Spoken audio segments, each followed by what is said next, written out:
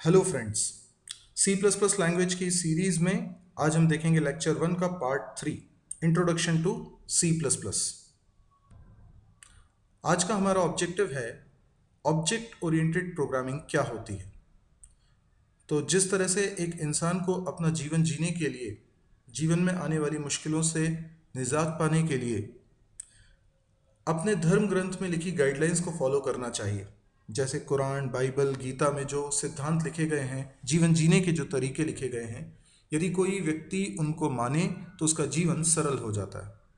इसी तरीके से एक प्रोग्रामर की ज़िंदगी में भी जो मुश्किलें आती हैं वो सॉल्व हो सकती हैं यदि वो ऑब्जेक्ट ओरिएंटेड गाइडलाइंस को फॉलो करे।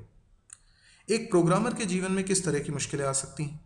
एक प्रोग्राम जो बहुत बड़ा है उसकी कोडिंग करने में दिक्कतें आ सकती हैं, काम को टीम में डिवाइड करने में दिक्कत आ सकती है, काम को मैनेज करने में दिक्कत आ सकती है, मेंटेन करने में दिक्कत आ सकती है, एरर्स उसमें काफ़ी ज़्यादा आ सकती हैं, कॉस्ट एस्टिमेशन में दिक्कत हो सकती है, टाइम प्रेडिक्शन में भी दिक्कत हो सकती है। हमने सोचा था कि ये सॉफ्टवेयर 1 साल में बनेगा, 1 साल से ज़्यादा समय लग गया। तो ये कई तरह की मुश्किलें होती हैं जो एक प्रोग्रामर फेस करता है। इन मुश्किलों से निजात पाने के लिए रिसर्चर्स ने एक गाइडलाइन बनाई जिसको हम कहते हैं ऑब्जेक्ट ओरिएंटेड गाइडलाइन। तो C plus plus language object oriented programming language है। इन गाइडलाइंस को अपनाने वाले सभी फीचर्स इसमें होते हैं। ऑब्जेक्ट ओरिएंटेड प्रोग्रामिंग समझने के लिए सबसे पहले हमें समझना होगा कि ऑब्जेक्ट क्या होता है। दुनिया में हर चीज़ एक ऑब्जेक्ट है। ऑब्जेक्ट वो होगा जिसकी कुछ प्रॉपर्टीज़ होंगी। अगर हमें किसी स्कूल के लिए एक सॉफ्टवेयर बनाना है तो हमें स्कूल से रिलेटेड बहुत सारी इंफॉर्मेशंस को मैनेज करना है। हमें स्टूडेंट की इंफॉर्मेशन रखनी है, फैकल्टी की इंफॉर्मेशन, अकाउंट की इंफॉर्मेशन, एकेडमिक्स की इंफॉर्मेशन, एडमिशन डिपार्टमेंट से रिलेटेड इंफॉर्मेशन, बहुत सारी चीज़ों की इंफॉर्मेशन हमें रखनी है। अब इतने बड़े सॉफ्टवेयर को बनाने के लिए पहले हमें ये तय करना होगा कि हमें क्या क्या इंफॉर्मेशन को हैंडल करना है।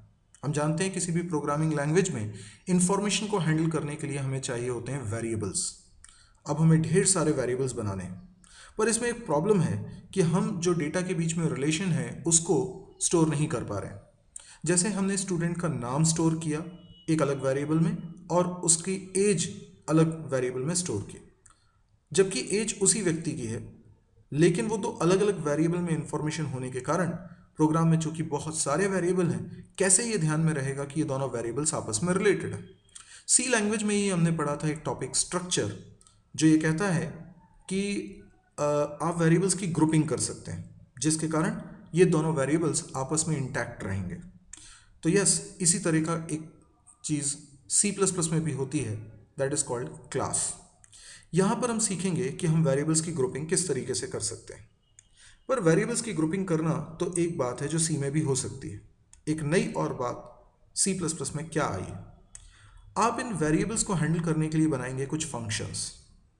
ये फंक्शंस जो इन्हीं वेरिएबल को यूज़ करके कुछ ऑपरेशन परफॉर्म करेंगे।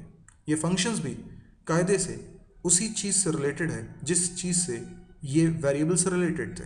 मसलन स्टूडेंट, स्टूडेंट से जुड़े सारे वेरिएबल जो स्टूडेंट की इंफॉर्मेशन कंटेन करेंगे, एंड स्टूडेंट से जुड़े वो सारे फंक्शंस जो उन्हीं वेरिएबल्स को यूज़ करना चाहते हैं जो स्टूडेंट की इंफॉर्मेशन रख रहे हैं।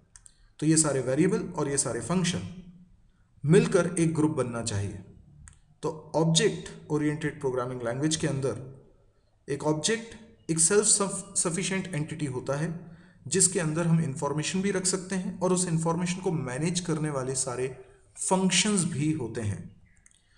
Any entity in the system that can be defined as a set of properties and set of operations performed using entity's property set is known as an object. Object क्या है ये धीरे धीरे हमें और क्लियर होता जाएगा अपने सब्सिक्वेंट चैप्टर्स में जब हम कोडिंग भी करेंगे। लेकिन फिलहाल ऑब्जेक्ट ओरिएंटेड गाइडलाइन में क्या कहा गया है? कहा तो बहुत कुछ गया है, लेकिन अगर हम इसके 5 की प्रिंसिपल्स को समझ लें तो हमने मोटे तौर पे कहें कि पूरी ऑब्जेक्ट ओरिएंटेड प्रोग्रामिंग समझ ली है। हालांकि ऑब्जेक्ट ओरिएंटेड प्रोग्रामिंग बहुत वास्ट है और इसको समझना एक क्लास में पॉसिबल नहीं है। ये 5 की प्रिंसिपल्स हैं: encapsulation, data hiding, abstraction, polymorphism and inheritance. सिर्फ एक एग्जांपल के तौर पे मैं इनमें से किसी एक को अभी एक्सप्लेन करता हूँ, जैसे इनकैप्सुलेशन। इनकैप्सुलेशन का मतलब होता है act of combining properties and methods related to the same object. एक ऑब्जेक्ट से रिलेटेड सारी प्रॉपर्टीज और सारे ऑपरेशंस, सारे फंक्शंस का एक सिंगल ग्रुप बनाना, यही इनकैप्सुलेशन कहलाता है। अब सी लैंग्वेज में आप स्ट्रक्चर बना के वेरिएबल्स की तो ग्रुपिंग कर सकते हैं, पर उस ग्रुप में फंक्शंस नहीं हो सकते, इसलिए वहाँ इनकैप्सुलेशन अचीव नहीं होता। सी प्लस प्लस में क्लास वो जरिया है जिसके अंदर हम वेरिएबल्स और फंक्शंस दोनों बना सकते हैं। हम अपनी अगली क्लास में इसका एक एग्जाम्पल भी देखेंगे। तब तक के लिए थैंक यू।